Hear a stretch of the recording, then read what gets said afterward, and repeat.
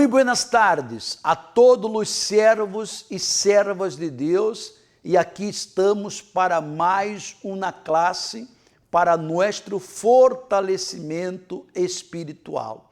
Hoje vamos seguir meditando na primeira epístola de Pedro. Vamos a meditar dele capítulo 1, pero vamos a meditar ele versículo 13 e ele versículo 14. Pero antes, vamos a pedir a Deus que ele conduzca esta classe e fortaleça a todos os servos de Deus. Mi Deus e mi Padre, que prazer, uma vez mais estarmos aqui em nome de nosso Senhor Jesus. Conduzca esta classe, fortaleça a tus servos, abra ele entendimento e que através desta classe ele caído se levante, ele deve se converta forte e aquele que está desviando-se vuelva ao caminho e que ele temor cresça em cada um de nós outros e ele prazer, las ganas de ganhar alma cresça a cada dia, em nome de nosso Senhor Jesus. Amém.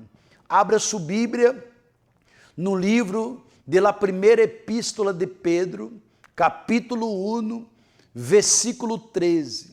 Mas primeiro veia o tema de la classe de hoje. Cenir los lomos de vuestro entendimento. Deus, ele quer que nosso entendimento não seja um entendimento ignorante. Antes, nós outros não sabíamos como agradar a Deus, mas através da revelação de sua palavra, hoje nós outros sabemos o que de verdade agrada a Deus e lo que não agrada a Deus, lo que nos mantém nele caminho e lo que nos saca dele caminho. Vamos a ler o que Pedro dijo naquela época, primeira epístola de Pedro, capítulo 1, versículo 13. Mire que Pedro dijo: portanto, cenir vuestro entendimento para la acción. Se uma pessoa, em seu entendimento, ele está agradando a Deus, ele sabe lo que fazer, sabe que tem que falar a verdade, vou falar a verdade, não vou actuar falando a mentira. Em meu entendimento da palavra de Deus, eu sei que eu não devo guardar ressentimento, ódio adentro meu, não vou aguardar. Por isso que ele digo, portanto, cenir vuestro entendimento para a acção. Sede sóbrios em espírito. Já aprendemos que a palavra sóbrio significa equilíbrio. Quem é espiritual, quem vive em espírito, tem equilíbrio em suas ações, em suas atitudes, em todo o que hace com equilíbrio e nunca com desequilíbrio. Poner vuestra esperança completamente em la graça que se os trairá em la revelação de Jesucristo. Você se acorda daquele passagem bíblico que quando aquela mulher lá correram em adultério e naquela época a lei era que todos correram na pedra e aquela mulher seria morta. E quando perguntaram para o Senhor Jesus que opinião Jesus tinha, Jesus escreveu nele suelo: quem não tem pecados, que lance lá a primeira pedra. E aquela multidão que era religiosa, porque era a religião que mandava a predicar. A multidão se foi, porque a consciência de eles estava suja. Eles queriam echar uma pedra em aquela mulher, matar aquela mulher, porque ela adulterou. Mas eles teriam pecados piores que aquela mulher. Mas Jesus mostrou que ele vindo não foi para condenar, mas ele vindo para dar ao ser humano a oportunidade. Porque mientras há vida, há a oportunidade. Em la graça, eu tenho a liberdade de elegir o que eu quero para mim. Eu não quero compromisso com Deus, Deus me vai respeitar. Mas quando você morra, quando você falleça, respeite também as regras da palavra de Deus. Porque há muita gente que já quer viver em vida alejada de Deus, mas quando morre, já quer viver com Deus. Não é possível. Se eu quero viver a eternidade com meu Senhor Jesus, primeiro eu tenho que viver com Ele em vida. Em vida eu vivo. Ele não me obriga a nada. Ele não lhe obriga a nada. Mas Ele nos ensina e nos deixa a enseñança de nosso entendimento. Todos sabem do entendimento da palavra de Deus, o que deve ser, porque mire que ele diz aí, poner vuestra esperança, não é uma parte, completamente em la graça, ou seja, você não é obrigado a nada, que os trairá em la revelação de Jesucristo. Que revelação é essa? La salvação, la venida de nosso Senhor Jesus. Ponga a explicação, por favor, e o que me chamou a atenção em este versículo é este aí, cenir vuestro entendimento para la ação. Se eu sei que adulterar é pecado, quando venga a tentação para adulterar, eu não vou actuar, eu não vou fazê-lo, porque meu entendimento já está aclarado, que não devo mentir, que não devo roubar, que não devo levantar falso testemunho ou falso testigo, que não devo mentir ou fazer coisas que desagradam a Deus. Aí está a explicação, diz aí, as vestimentas largas de aquele momento não permitiam mover-se muito agilmente, pero se las ajustava apropriadamente. Se acorda que eu disse, as roupas eram muito largas, e se eles não estuvieram com elas bem ajustadas, eles não poderiam correr, eles não poderiam se mover. Por isso que os soldados, eles tinham que colocar ele cinturão bem ajustado, ou seja, este bem ajustado é nossa consciência, é nosso entendimento de que aquilo que eu quero fazer se agrada ou não agrada a Deus. Aí ele diz assim, se podia trabalhar ou desprezar-se com menos dificuldade, apesar de elas. Ou seja, quando estava a roupa bem ajustada, eles poderiam correr, poderiam brincar, eles poderiam batalhar e nada ia estorbá-lo. Assim também, quando nós outros estamos ficos em nosso entendimento de nossas obrigações, de lo que devemos falar, de lo que não devemos falar, nada consiga nos estorbar. Aí ele diz mais assim, a ideia de Pedro é que os servos pudieram cumprir com o que Deus esperava de eles. sem que nada los detenga, estorbe ou incomode. Ou seja, nada pode estorbar aquele que está firme em seu entendimento e agradando a Deus. Aí diz mais, Pedro estava mostrando que devemos estar listos para servir a Deus, sem trapas nem escusas. Ou seja, não podemos servir a Deus dando escusas de isso ou escusa de aquele. Mas temos que servir a Deus com prazer e não permitir que nada pueda estorbar o chamado de Deus em nossa vida.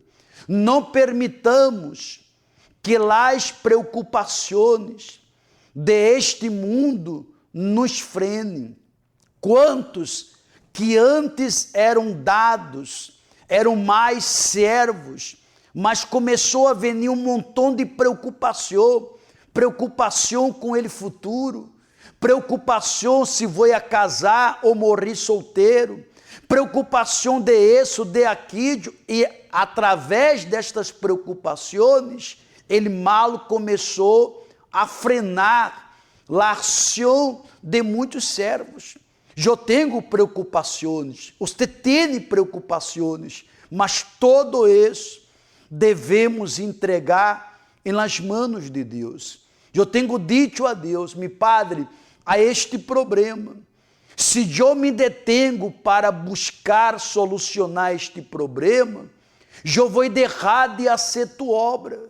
Então, ajude-me e resolve este problema, e entrego nas mãos de Deus. E quando menos me dou conta, ele problema está solucionado, aquela porta cerrada, que estava cerrada, se abre, porque Deus está vendo que estou colocando em primeiro lugar minha vida como servidumbre para Ele.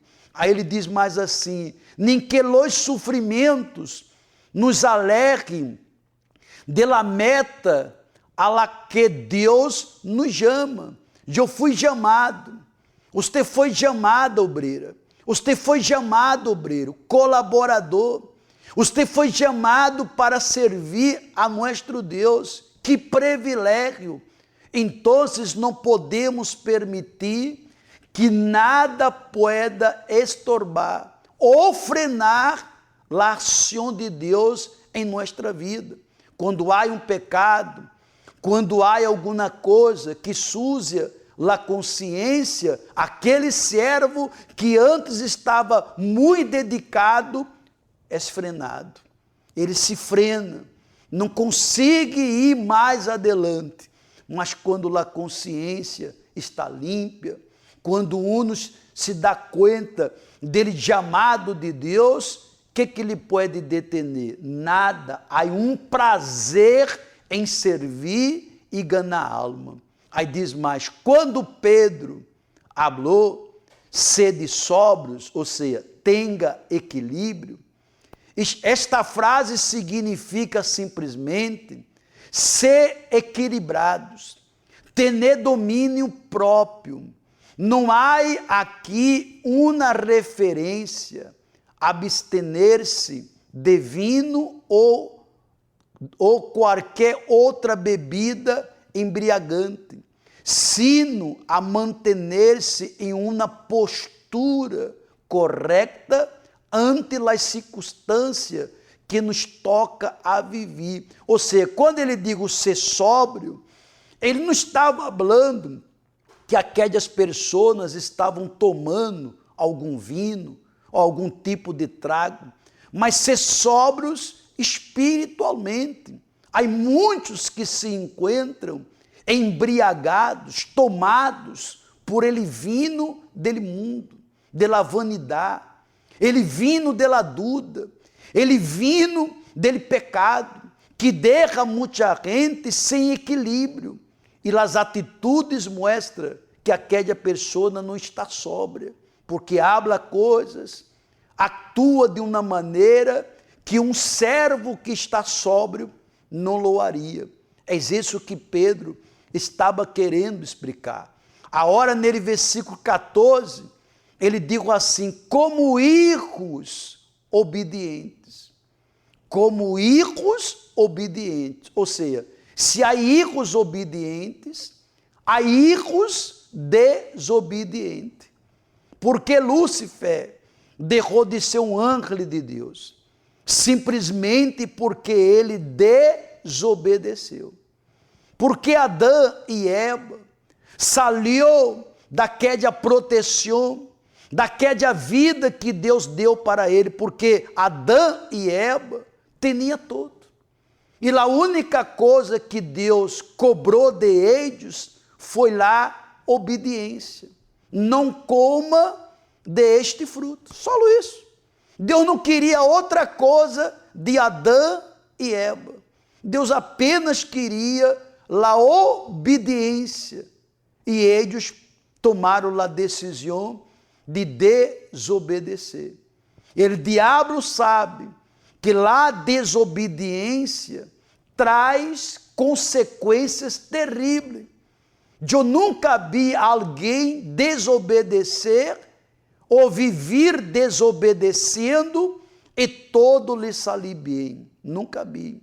A pessoa desobediente, ela paga um preço muito amargo, porque a desobediência aleja a uno da presença de Deus, porque ele próprio Espírito Santo, ele habla, não desobedeça, não haga isso, não habla isso, não veja isso, não mire isso, mas uno desobedece.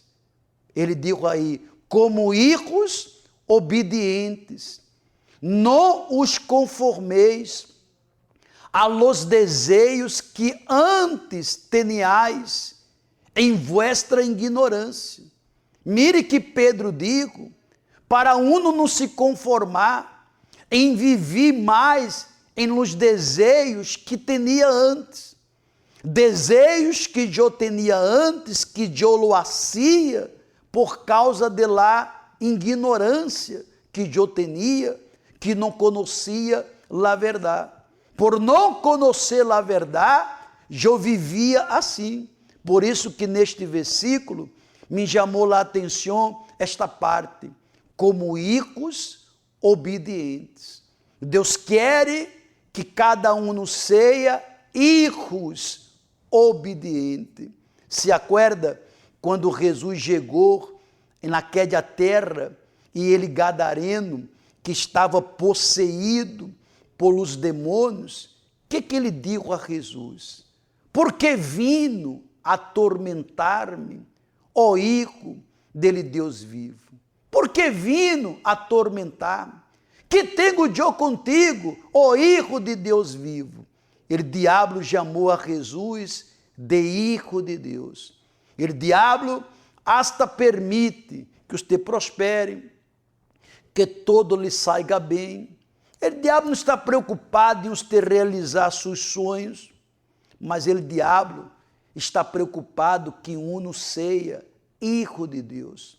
Porque todos que são hijos de Deus, aonde chega, molesta ao diabo. O diabo não obedece a qualquer, ele obedece a todos os que são hijos de Deus. Os hijos de Deus, em la hora de la dificultar, luta mais, busca mais. E na hora de la luta, não mira para trás. Os hijos de Deus estão sempre buscando, mostrando que eles servem a um Deus que não está morto, mas um Deus que está vivo. Vê a explicação. Pedro nos ajuda a pensar em que esperar Deus de seus hijos. Ou seja, aqueles que esperam, aqueles que agradam a Deus, são seus hijos. Que espera Deus de seus hijos. O que Deus espera de seus hijos? Obediência, fidelidade, fé em ação, não é fé de palavra. O que Deus espera de seus hijos quando o hijo passa por fogo e terremoto? Que se mantenha fiel hasta el fim. Ele disse que não nos podemos conformar como viver em uma vida de pecado, sino que nosso deleite deveria estar em agradar a nosso Deus. Os hijos de Deus já não têm mais prazer em aquela vida com desejos de pecados. Hoje, o desejo de um hijo de Deus é viver em la santidade, vigilando dia tras dia. Aí ele diz mais: por isso, o apóstolo lhes pede a seus leitores que já não vivam como antes.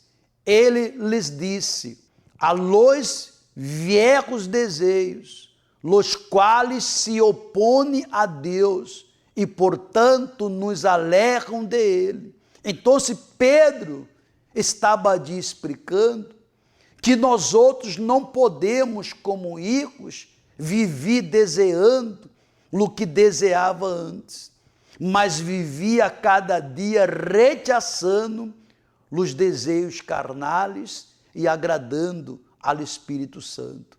Aí ele diz assim: los desejos de la carne batalham contra o Espírito, desagradando assim la conduta, los pensamentos e los desejos de los hijos de Deus. Todos os dias, os desejos de la carne intentará nos alejar de Deus. Mas se eres hija, se eres hijo de Deus, tu não vais aceitar que os desejos de la carne prevaleçam.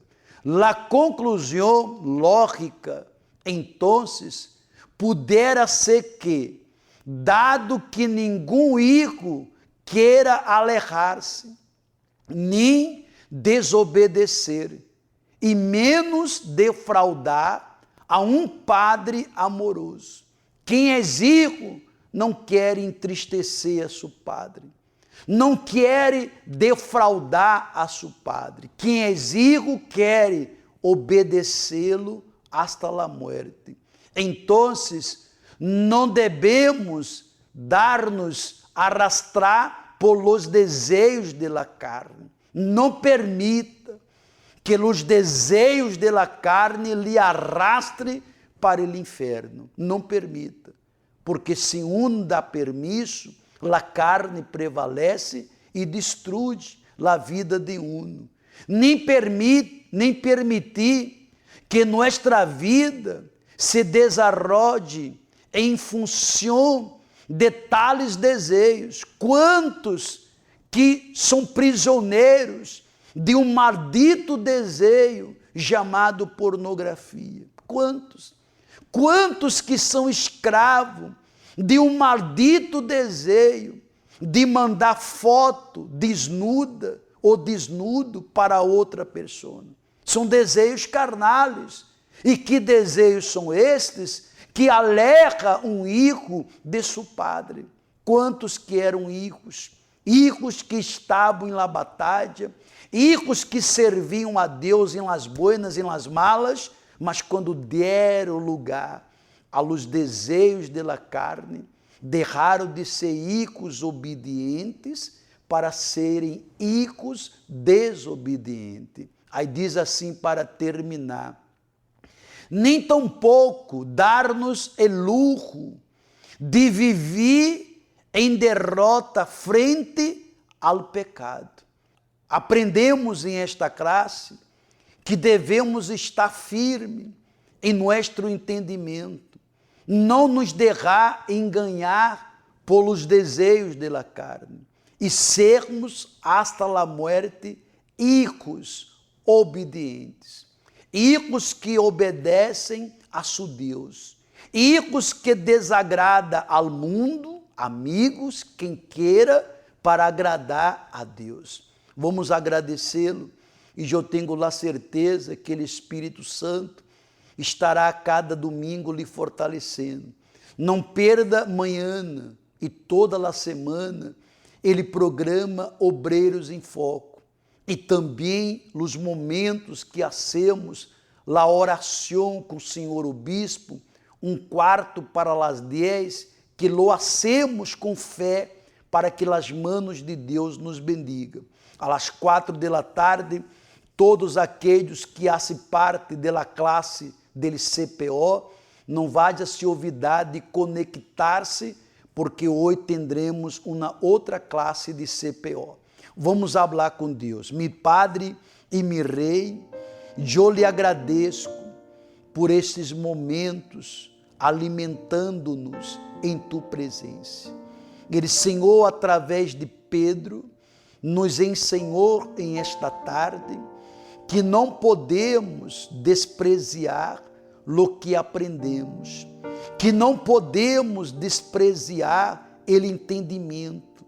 O entendimento tem que estar firme, a cada dia firme, para obedecer a ti e sermos hijos de la obediência e não hijos de la desobediência. Espírito Santo, guarda a saúde de cada pessoa, coloca tu proteção, livra-nos de todo el mal, livra-nos de la caída, de las tentações, livra-nos de nós outros mesmos, porque ele maior inimigo do homem é ele mesmo, para que uno venga a tomar decisões inteligentes e não decisões que venga profanar o templo do Espírito Santo. Mi Padre, eu entrego todos em tus manos,